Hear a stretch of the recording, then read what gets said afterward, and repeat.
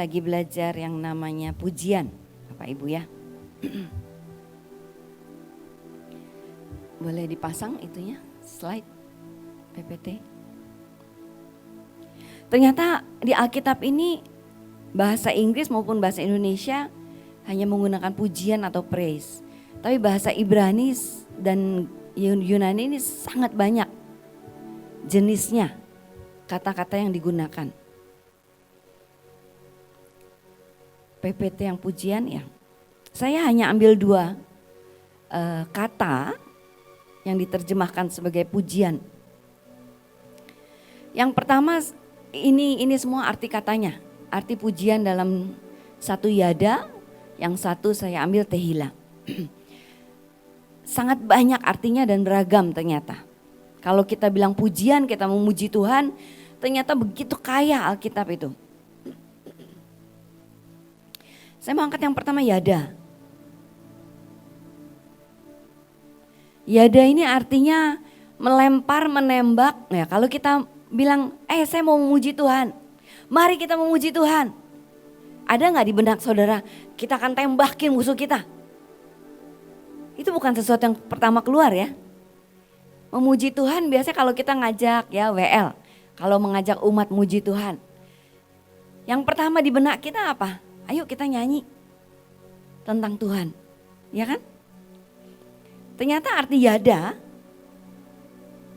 itu adalah melempar, menembakkan panah, menembakkan senjata, menjatuhkan, meruntuhkan, tapi juga bersyukur, bersuara keras, memuji dan mengaku dosa.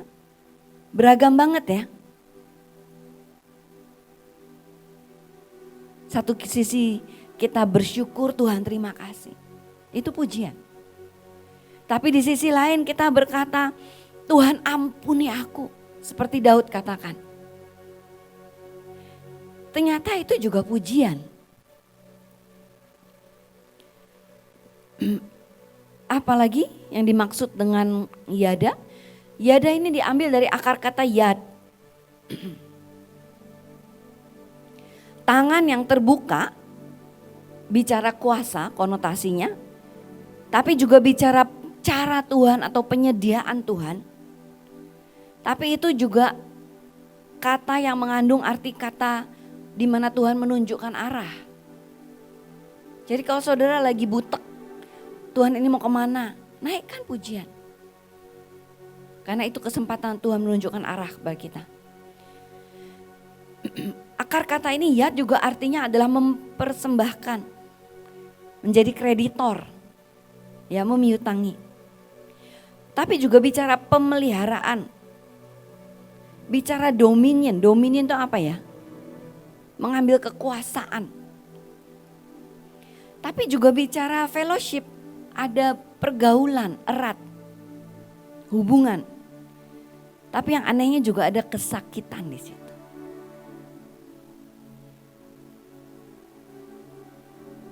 Tapi yad juga artinya adalah sebuah hukum, sebuah ketetapan. Kaya banget ya. Bahasa Indonesia hanya pujian, bahasa Inggris hanya praise. Tapi satu jenis ini punya begitu beragam. Nanti saya akan tunjukkan di mana itu digunakan.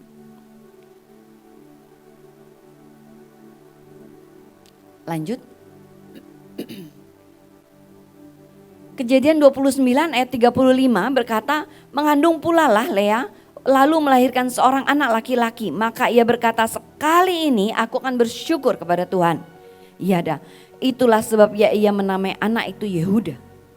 Sesudah itu ia tidak melahirkan lagi.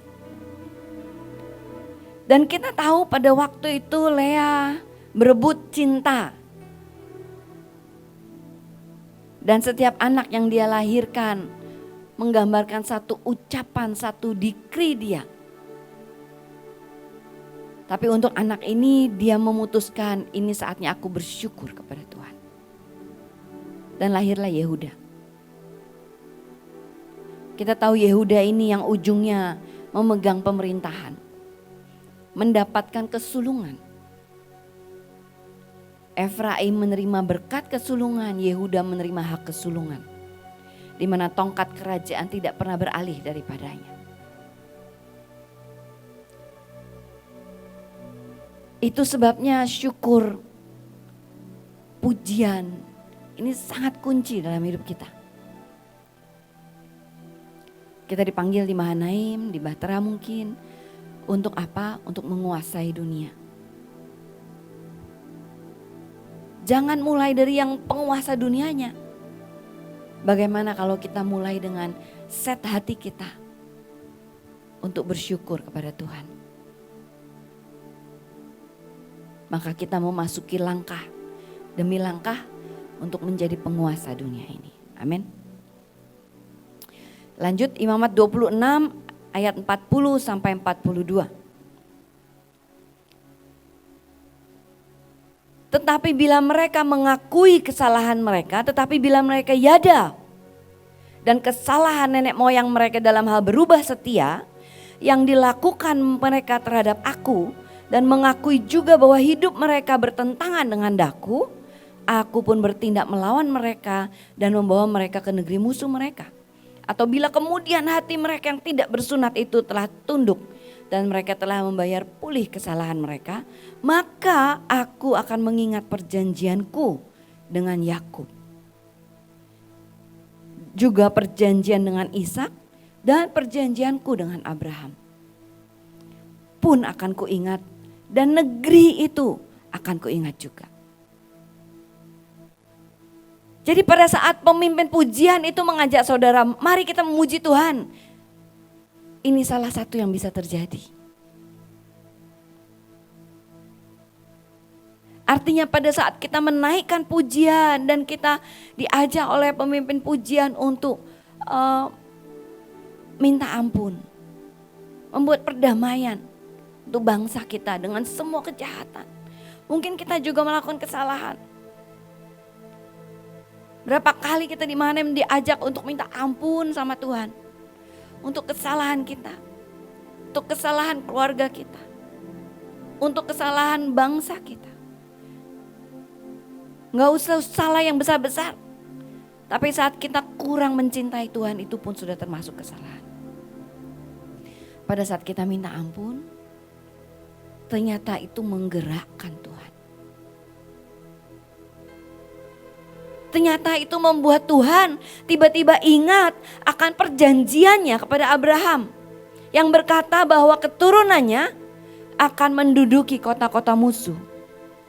Yang berkata bahwa keturunannya akan memberkati, menjadi berkat. Dan semua yang memberkati keturunannya akan diberkati. Dan itu membuat Tuhan tiba-tiba mengingat akan perjanjiannya. Dan mengingat, oh ada Indonesia, tempat di mana mereka mengingatkan aku. Tempat di mana mereka merendahkan diri dan memuji aku. Tempat di mana mereka umatku bersyukur. Tiba-tiba itu membuat Tuhan melihat Indonesia. Dan itu membuat Tuhan memulihkan bangsa kita. Saya ingat berapa puluh tahun yang lalu dikatakan Indonesia ini negara yang sangat miskin. Negara yang akan habis karena gempa bumi. Bahkan ramalan-ramalan atas bangsa kita begitu bunyinya. Tapi ternyata di bangsa ini, di tanah ini Tuhan bangkitkan satu umat. Tuhan bangkitkan umatnya untuk memuji Tuhan. Untuk merendahkan diri. Sehingga Tuhan punya alasan untuk memulihkan negeri kita. Amin.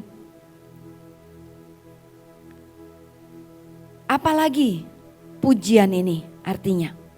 Kuasa apa yang keluar dari pujian ini? Mazmur 106 ayat 42 sampai 45. Mereka diimpit oleh musuhnya. Pada waktu itu bangsa Israel diimpit oleh musuh sehingga takluk ke bawah kuasanya. Banyak kali dilepaskannya mereka, tetapi mereka bersikap memberontak dengan rencana-rencana mereka. Tenggelam dalam kesalahan mereka. Namun ia menilik kesusahan mereka. Ketika ia mendengar teriak mereka, ia ingat akan perjanjiannya kepada mereka dan menyesal sesuai dengan kasih setianya yang besar.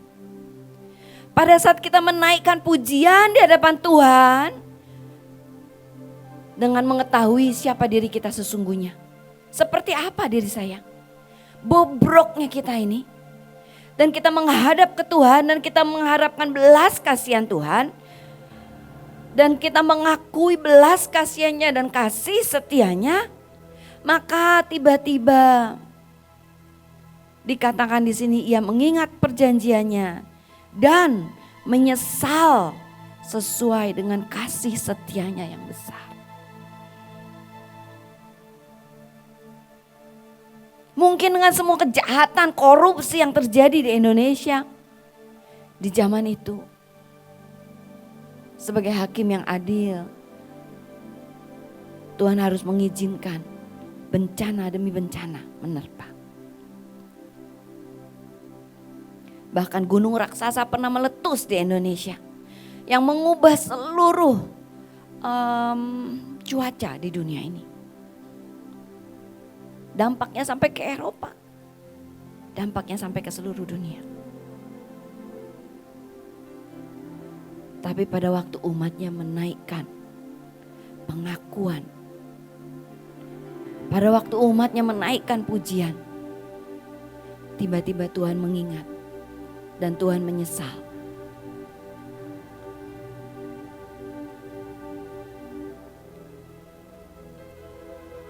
Sehingga bangsa kita diluputkan. Apalagi arti dari pujian ini? Yeremia 50 ayat 14. Aturlah barisanmu menyerang Babel dari segala pihak. Hai semua orang pemanah, panahlah kepadanya. Janganlah merasa sayang akan anak panah. Sebab kepada Tuhanlah ia berdosa. Coba tebak di ayat ini. Sudah saya kasih bocoran ya, harusnya gak saya Kata mana? Kata apa yang Tuhan gunakan dengan kata yada? Apa? Iya, udah saya bold ya. Panahlah. Ternyata pada saat kita menaikkan pujian, yang terlepas dari kita apa? Adalah anak-anak panah. Pada saat kita menaikkan pujian, itu adalah saatnya kita sedang menghabisi musuh-musuh kita. Pada saat kita tersungkur dan minta ampun di hadapan Tuhan, pada saat kita merendahkan diri dan mengaku dosa kita, tapi juga pada saat kita deklarasi dan berkata, Tuhan Engkau Jehovah Shalom, Engkau Jehovah Shammah, Engkau Tuhan Adonai. Itu saatnya anak-anak panah kemenangan sedang melejit dan menghabisi musuh-musuh kita. Itu pujian. Itu pujian. Apalagi yang terjadi saat kita memuji Tuhan. Zakaria 1 ayat 21. Ini bicara tentang sebuah penglihatan di mana dilihat ada 4 tanduk dan 4 apa bahasa Indonesianya? Craftsman, tukang besi bahasa Indonesianya ya. Lalu tanduk ini dikatakan adalah 4 tanduk yang menghancurkan, yang memporak-poranda bangsa Israel Yehuda. Tapi setelah itu muncul yang namanya 4 tukang besi. Ayat 21 berkata, lalu aku bertanya, orang-orang ini datang untuk melakukan apa? Si tukang besi ini. Maka ia menjawab, ini pun adalah tanduk-tanduk yang telah menyerahkan Yehuda sehingga tidak seorang pun berani mengangkat kepalanya. Pada saat umat Tuhan diserang dengan berbagai macam dari segala sisi. Sehingga anak-anak Tuhan tertunduk dengan semua kesulitan. Mungkin semua rasa malu. Mungkin semua hinaan. Tapi itu saatnya Tuhan tidak tinggal diam. Karena Tuhan mengutus 4 tukang besi. Kenapa tukang besi? Tukang besi yang sangat tahu bagaimana bertindak menghabisi tanduk-tanduk. Sekalipun bila tanduk itu terbuat dari besi.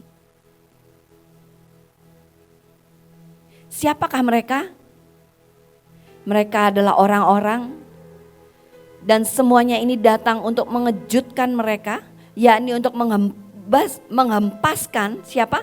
Tanduk bangsa-bangsa yang telah mengangkat tanduknya terhadap tanah Yehuda hendak menyerahkan. Artinya begini. Pertama dilihat ada 4 tanduk menyerang umat Tuhan. Ya, mereka yang memuji Tuhan, Yehuda dikatakan. Ada 4 tanduk yang menyerang.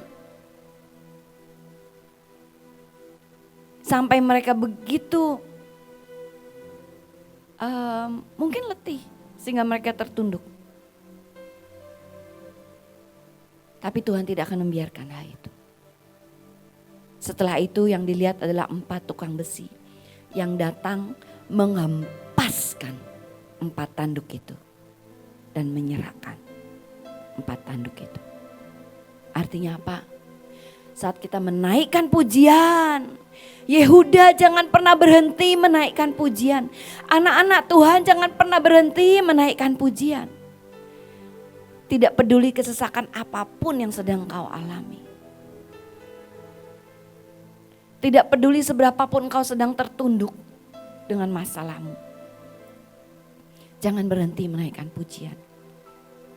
Karena itu saatnya Tuhan mendatangkan tukang-tukang besi. Para ahli berperang. Kata itu berarti mereka yang pakar-pakarnya menghancurkan musuh-musuh kita. Untuk apa? Karena Tuhan segera datang membela umatnya. Dia yang segera datang menyerahkan, menghempaskan semua kekuatan yang diangkat terhadap kita. Amin. Nah ini salah satu kunci dan favorit saya. Mazmur 50 ayat 23. Pada waktu itu saya sedang mengalami satu masalah. Saya ada buat kesalahan. Lalu dengan semua ancaman, dengan semua masalah yang mengikutinya. Lalu di situ Tuhan bilang gini, nak bisa gak kamu naikkan syukur. Dan Tuhan ajari ayat ini. Ternyata tidak sulit untuk kita memuliakan Tuhan. Dari dulu saya berdoa, Tuhan aku mau hidupku ini memuliakan Tuhan. Siapa yang pernah berdoa begitu? Saya pikir dulu yang namanya memuliakan Tuhan itu seperti Bu Iin yang memuliakan Tuhan. Seperti Pak Agung yang memuliakan Tuhan. Semua yang mereka lakukan wow. Ternyata ayat ini bilang begini. Siapa yang mempersembahkan syukur sebagai korban, ia memuliakan aku. Artinya apa? Sampai pada waktu kita mengalami kesakitan. Pada waktu kita dikhianati. Saya ini gak beda jauh sama Pak Yani. Pembela keadilan. Pada waktu kita diperlakukan tidak adil, pada waktu kita diperlakukan tidak benar, pada waktu saudara kita, orang di sekeliling kita yang diperlakukan tidak benar. Yang pertama timbul dalam diri saya dulu adalah kemarahan. Saya akan fight, saya akan perjuangkan hak-hak kita. Belum lama Tuhan ajarkan saya ayat ini, kunci ini. Dan Tuhan bilang, sampai kapan aku temui mezbahmu kosong? Sampai kapan kamu selalu marah terhadap orang yang mau bawa kamu ke mezbah? Sampai kapan kamu mau marah terhadap mereka yang melukaimu, menyakitimu? Sehingga mezbahmu ditemukan kosong. Hari itu saya bilang, Tuhan aku mau belajar. Tuhan aku mau belajar. Dan saya hardik diri saya dan bilang, Ella waras. Pokoknya hari ini kamu naikkan syukur, ini akan jadi korban yang menyenangkan Tuhan. Dan hari itu saya berhasil. Dan dari situ saya bilang, ternyata enak ini. Lebih enak seperti ini daripada saya marah itu bisa berhari-hari, berbulan-bulan, bertahun-tahun kalau saya marah. Ternyata hidup ini lebih tenang. Ternyata hidup ini lebih ringan. Membuat saya lebih mudah untuk lari dengan Tuhan. Dan ternyata bukan hanya itu. Ternyata pada saat yang memutuskan, saat sesuatu yang sakit terjadi, saat orang lain melukai, mungkin mengkhianati kita. Tapi saat itu ucapan syukur kita ternyata menjadi sebuah korban. Namanya makanya korban syukur. Nah ternyata yada ini adalah sesuatu yang memuliakan Tuhan. Ternyata memuliakan Tuhan sesederhana itu. Enggak yang jauh-jauh. Enggak perlu pergi ke Afrika untuk memuliakan Tuhan. Walaupun itu memang panggilan saya. Tapi jangan tunggu sampai Afrika baru memuliakan Tuhan. Bahkan di kamar kita. Bahkan di hati kita. Saat kita mengucapkan syukur. Kalau lagi dapat loterai, lagi dapat berkat besar, itu mengucap syukur, itu biasa. Itu bukan yada. Itu bukan korban. Itu tidak kerasa sakit. Karena kita sedang meloncat-loncat. Kecuali kalau jatuh loncatnya. Tapi yang namanya yada adalah kita bisa mengucap syukur. Kita memuji Tuhan. Kita memutuskan untuk mencari Tuhan, memuliakan Tuhan. Sekalipun itu sangat menyakitkan buat kita. Itulah titik di mana Tuhan melimpahkan. Ya, melimpahkan kemenangan. Melimpahkan berkat-berkat Yehuda dalam hidup kita. Amin. Kita lihat arti lain. Kata lain yang digunakan. Dalam arti tehila. Tehila ini artinya banyak. Ramai, berisik, memamerkan. Jadi kalau kita lagi memuji Tuhan. Yang wow Tuhanku dahsyat. Tuhan itu besar. Saya rasa yang membuat pemisahan antara praise adalah lagu ramai dan worship adalah lagu slow. Itu kita. Tapi Alkitab sangat jelas berkata memang tehila ini sesuatu yang ramai, berisik, memamerkan, mempertunjukkan Tuhan kita. Tapi itu juga artinya kita berurusan. Tapi artinya juga kita memuliakan Tuhan. Artinya kita berurusan dan marah terhadap musuh kita. Tapi artinya yang menarik adalah masuk dalam pernikahan.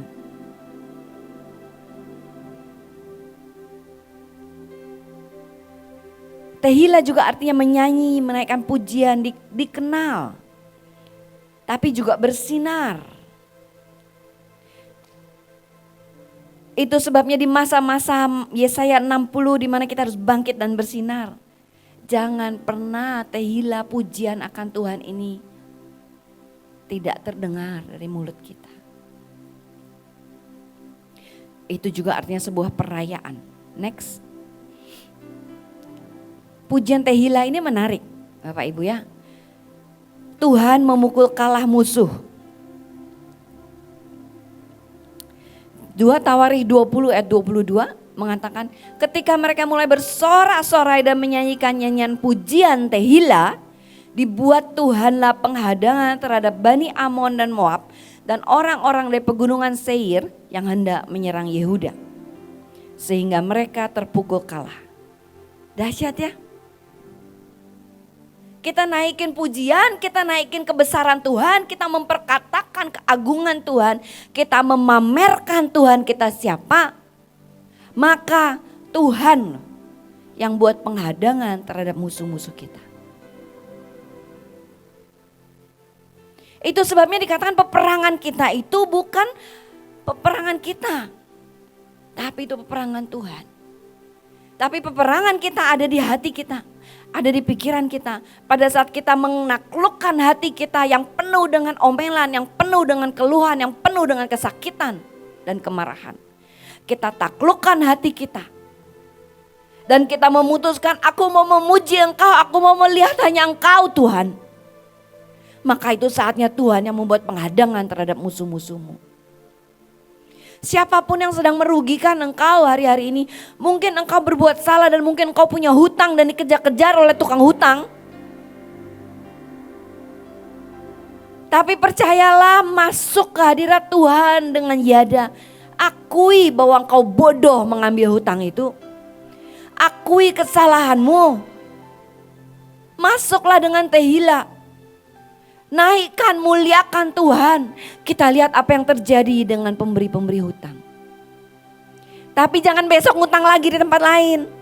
Itu namanya gak bertobat. Kesalahan apapun yang kau buat, begitu kita sadar di hati kita, begitu kita menghardik diri kita dan kita bilang, Tuhan ampuni aku, ampuni kebodohanku. Dan pertobatan masuk dalam hidupmu. Tidak peduli apa, akui Tuhan dalam hidup, maka Tuhan yang akan bertindak.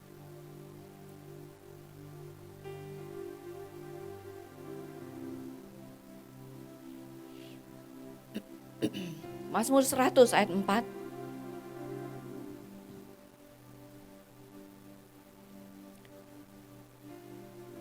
Masuklah melalui pintu gerbangnya dan nyanyian syukur, ke dalam pelatarannya dengan puji-pujian, bersyukurlah kepadanya dan pujilah namanya. Pujian seperti ini yang membawa kita masuk ke dalam pelataran. Pelataran itu juga artinya taman. Taman Tuhan.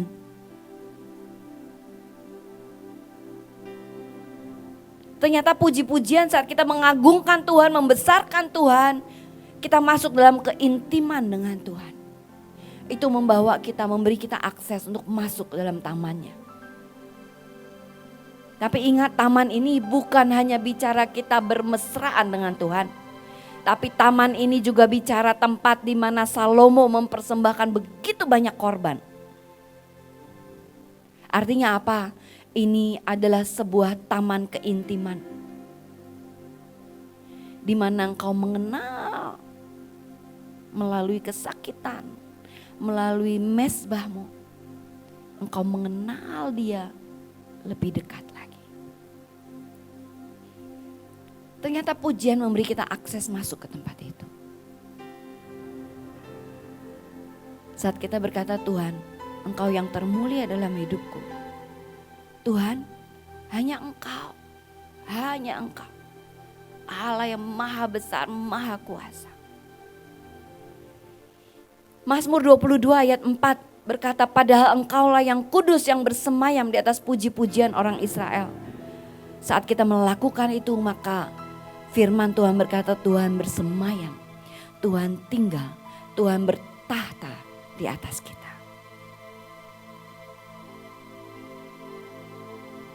Sesulit apapun yang kau hadapi, saat kita memutuskan masuk, memuji Tuhan, masuk di dalam tamannya, masuk dalam pelatarannya, itu adalah tempat di mana Tuhan berkata, aku akan bertahta di atasmu.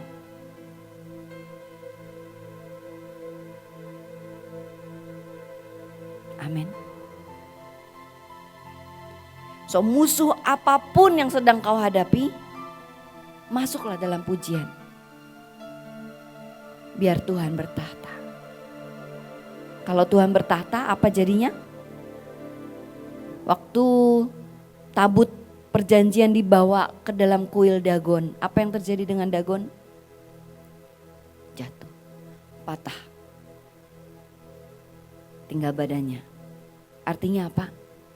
Saat kita naikkan pujian di dalam kegelapan itu, kegelapan tidak akan tahan kok saat Tuhan bertahta di situ.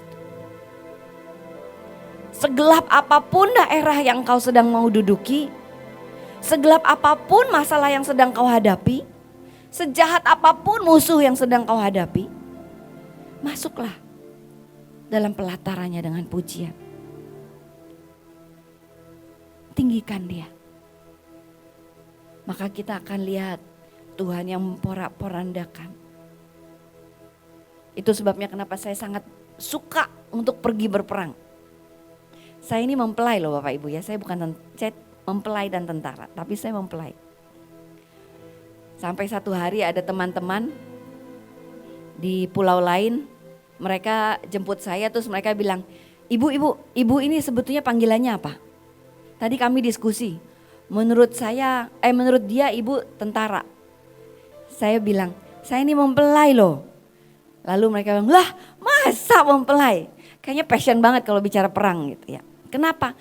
Karena setiap kali saya pergi berperang, saya mengalami Tuhan dengan satu dimensi yang berbeda. Setiap kali saya maju berperang di tempat lain, saya mengalami Tuhan dengan sisi yang berbeda. Dan Tuhan menunjukkan kebusukan saya di sisi yang berbeda. Sehingga saya harus mengaku dan merendahkan diri lagi di hadapan Tuhan. Sehingga saya harus mengakui betapa dahsyatnya anugerah yang Tuhan berikan. Dan itu membuat saya semakin jatuh cinta sama Tuhan. Daripada saya kalau duduk di rumah, saya tidak berperang, nanti saya perangin orang-orang di sekitar saya. Karena saya bosen di rumah. Ya kalau saya udah mulai badan pegel-pegel, gak enak badan, ya suami saya selalu bilang, kayaknya udah saatnya kamu ke bangsa-bangsa. Kenapa? Karena dalam pertempuran itu, saya semakin jatuh cinta sama Tuhan. Karena itulah taman saya. Itu tempat di mana saya bertemu dengan panglima saya. Itu tempatnya di mana saya berhadapan mata dengan panglima saya. Itu tempatnya di mana saya merasakan degup jantungnya. Tapi itu juga adalah tempat di mana saya menyadari kebusukan saya.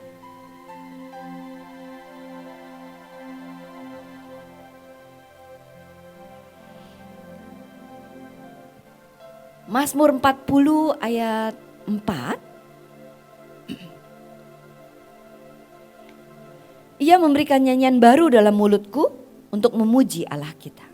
Banyak orang akan melihatnya dan menjadi takut, lalu percaya kepada Tuhan. Ia memberikan nyanyian baru dalam mulutku untuk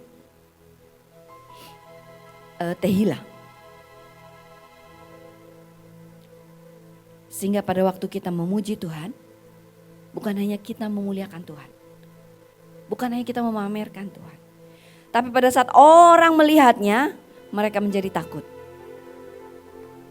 Itu sebabnya seringkali Tuhan suruh kita arak-arakan di jalan. Itu sebabnya seringkali Tuhan suruh kita bikin pujian di tempat terbuka. Kenapa? Karena orang banyak akan melihat dan menjadi takut. Lalu percaya kepada Tuhan. Amin. Bukankah itu yang sedang kita inginkan? Jadi kalau lagi nganggur bolehlah masuk taman ya. Di Kemang Pratama mungkin atau di mana. Naikkan aja pujian di situ. Maka kita akan melihat orang-orang akan percaya kepada Tuhan. Amin. Tehila adalah sebuah ekspresi cinta kita, ekspresi kekaguman kita akan Tuhan. Tapi itu juga sebuah ekspresi yang akan membuat Tuhan memulihkan kita. Itu adalah sebuah ekspresi yang membuat Tuhan menghabisi musuh-musuh kita. Itu adalah sebuah ekspresi yang membuat Tuhan bertahta atas hidup kita. Jadi kalau saudara berkata, Bu saya gak terlalu merasakan Tuhan dalam hidup saya. Mungkin kau kurang tehila. Mungkin engkau kurang yada. Kurang memuji Tuhan. Dan mengakui dosamu di hadapan Tuhan. Berapa banyak kita tidak pernah sadar akan kesalahan kita dan dosa kita. Berapa banyak kita ini seringkali lebih bisa menunjuk kesalahan orang lain daripada kesalahan kita.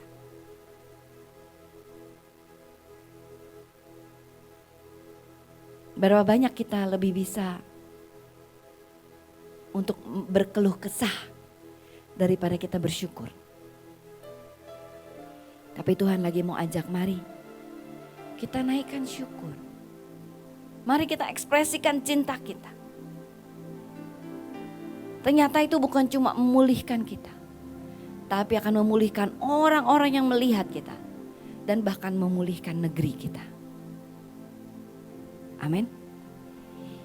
1 Korintus 14 ayat 7 sampai 8. Sama halnya dengan alat-alat yang tidak berjiwa tetapi berbunyi.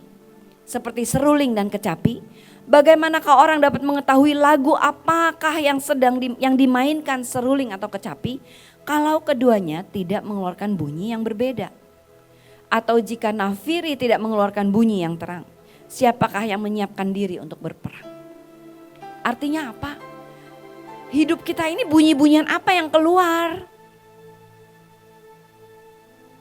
Apa bedanya bunyi-bunyian yang keluar dari hidup kita dengan bunyi-bunyian yang keluar dari orang-orang yang tidak kenal dengan Tuhan? Apa bedanya? Apa bedanya? Pada saat kita mengalami kesusahan, yang keluar adalah tangisan, mengasihani diri, dan keluhan. Tapi kita sebagai umat Tuhan, yang Tuhan berikan dan Tuhan didik dan Tuhan ajar dan Tuhan karuniai, anugerahi dengan kehidupan itu. Mari kita mengeluarkan bunyi yang terang. Mari kita mengeluarkan bunyi yang berbeda. Kita lihat berkat Yehuda. Apa yang kita dapatkan saat kita yada? Engkau akan dipuji oleh saudara-saudaramu, Alkitab berkata. Sejak saya mengikut Tuhan, dulu saya pikir waktu suami saya harus full time, saya pikir hidup akan sangat sesak dan susah, miskin. Tapi ternyata begitu suami saya melayani Tuhan, setelah kami melewati proses dan kami memutuskan untuk memuji Tuhan, kami memutuskan untuk percaya sama Tuhan. Sekarang saudara-saudara saya kalau bilang begini, oh Ella ini kaya raya. Kenapa? Setiap kali ditanya kamu di mana? Di Brazil. Kamu di mana? Di Afrika. Kamu di mana? Oh saya lagi di Swiss. Kamu di mana? Oh saya lagi di setiap kali tempat lain. Bahkan yang jaga anak-anak saya itu dokter dari Eropa.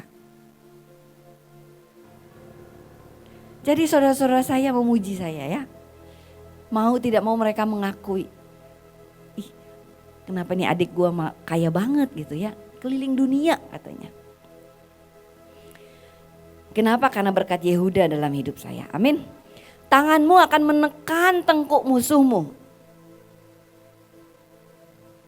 Ya kemanapun saya pergi, oleh anugerahnya Tuhan selalu beri kemenangan untuk menekan musuh, tengkuk musuh saya. Bahkan dalam keseharian saya harus menekan tengkuk musuh saya. Siapa itu? Roh Isabel, kemarahan, kesakitan. Harus saya tekan tengkuknya. Begitu muncul saya mau marah. Roh kemarahan saya harus tekan tengkuknya. Bisa gak? Bisa ternyata. Karena itu adalah berkat Yada dalam hidup saya.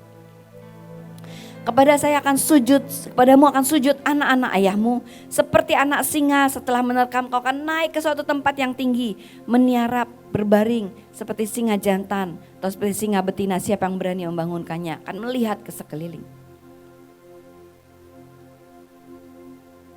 Ya, suami saya ini ayahnya kalau sama orang lain berani menindas. Tapi kalau sama Pak Luki gak pernah satu kali pun dia mencoba untuk menindas. Tongkat kerajaan tidak akan beranjak dari Yehuda. Lambang pemerintahan dari antara kakinya. Sampai dia datang yang berhak atasnya. Maka kepadanya akan takluk bangsa-bangsa. Ia akan menambatkan keledainya pada pohon anggur. Anak keledainya pada pohon anggur pilihan. Ada satu kelimpahan, ada satu perjanjian yang menjadi tonggak hidup kita. Ia akan mencuci pakaiannya dengan anggur dan bajunya dengan darah buah anggur. Ada keluputan, ada pengampunan, ada redemption. Apa itu redemption ya? Pembebasan. Matanya akan merah karena anggur dan giginya akan putih karena susu. Artinya apa? Kelimpahan, kesukacita itu akan berlimpah dalam hidup kita. Pemerintahan tidak akan beranjak dari kita. Artinya kemanapun kita pergi, Tuhan penguasa langit dan bumi yang berjalan dengan kita. Karena kita sedang berjalan dengan Dia. Amin. Pertanyaannya, bunyi apakah yang keluar dari hidup saudara dan saya? Bertahun-tahun bunyi yang keluar dari hidup saya ada keluhan, kesakitan dan kemarahan. Seperti tadi Pak Yani bilang, jagalah hatimu dengan segala kewaspadaan. Apa yang keluar dari hatimu? Tapi pada saat Tuhan mulai mengajari saya, artinya syukur. Sesimpel itu. Sesederhana itu kuncinya. Itu kunci buat saya untuk menutup pintu. Dan tidak mengizinkan kemarahan, kesakitan, kekecewaan, suara-suara apapun yang mencoba menghamiri hati saya.